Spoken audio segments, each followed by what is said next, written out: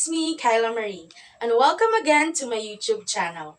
For today's video, I will be tackling about the various challenges of multi-grade classes and how it differs to monograde teaching.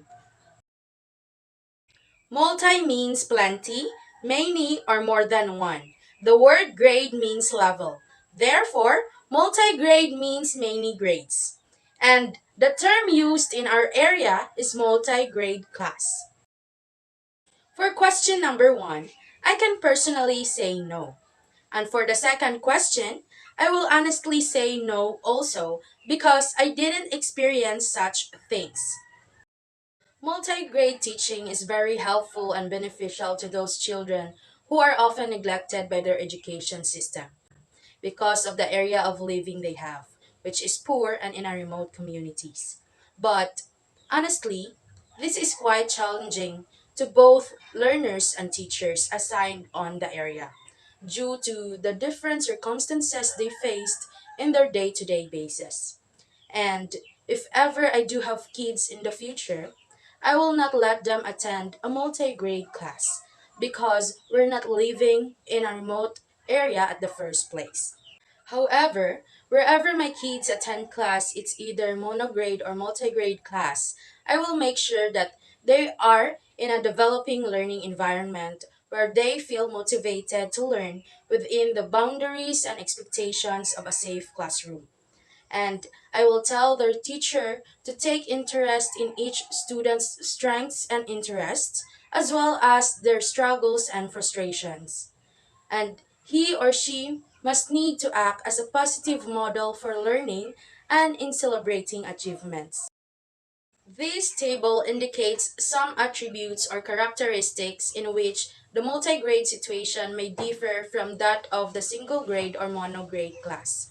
In terms of its relationship, monograde class is hard to establish interpersonal interactions at school because of the large population, while in multigrade class, due to the tiny class size, the teacher seems to be a member of the family. In terms of tutoring, most of the time in monograde class, group leaders lend a hand to others, while in multigrade, peer tutoring is used. Older students act as teachers and role models. For teacher training, in monograde, many teachers receive training with government assistance, while in multigrade, numerous teachers lack of technical assistance and multigrade training. For its number, monograde class are often have 40 to 60 pupils in a class, all of whom are the same age and grade but varying skills, while multi-grade generally have fewer pupils, but there are students of various ages and academic levels in each grade. In terms of curriculum, monograde has designed curriculum, while multi-grade don't have an intended curriculum. For remuneration, in monograde, promotion may lead to the possibility of special compensation, while there is no additional compensation for teaching multi-grade classes. And in terms of skills, monograde handles one grade and less abilities are needed. While in multigrade, in order to manage multiple grade levels, teachers need more skills. And for resources, monograde have educational resources that are frequently made available by the government.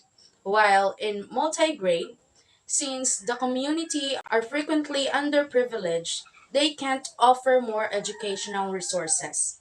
As I interviewed Miss Capistrana Zuzubrado, who has an experience in teaching multigrade class, I have noticed that she faced a lot of challenges and issues during her teaching. In her teaching career as multigrade teacher, she experienced teaching in a very small room where only one blackboard and chalk are there in the classroom and the walls are damaged.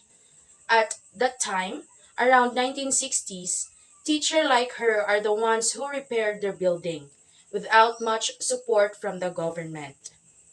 At the school where she assigned, there are grades 2, 3, and 4, and every grade level composed of 5 students with a total of 15 enrollees.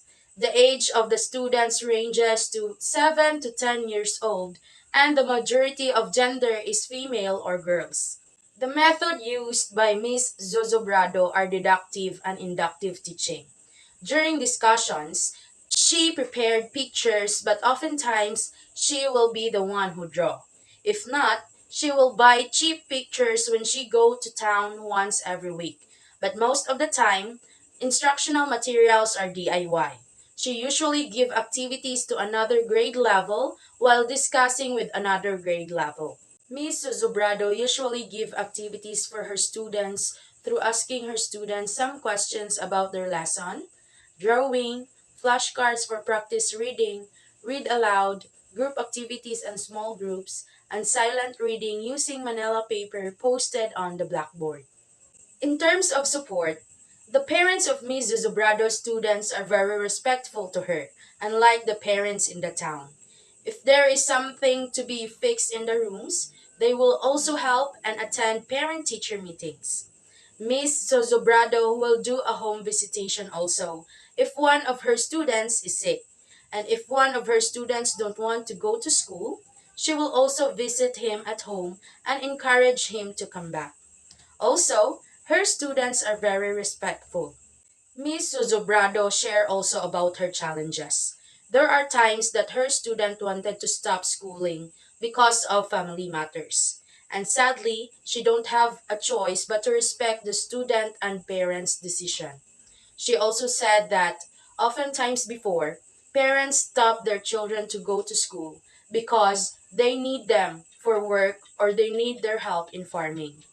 There are times also that many students are absent during harvest season. In multigrade teaching, many teachers are struggling on how to deal with all the different demands placed on them by their classes. But despite the situation, they still gave their best in teaching and providing basic education to their students. So, as a future educator, I can apply the important information and skills I have acquired in this unit on my journey as I will be going to teach multi-grade classes.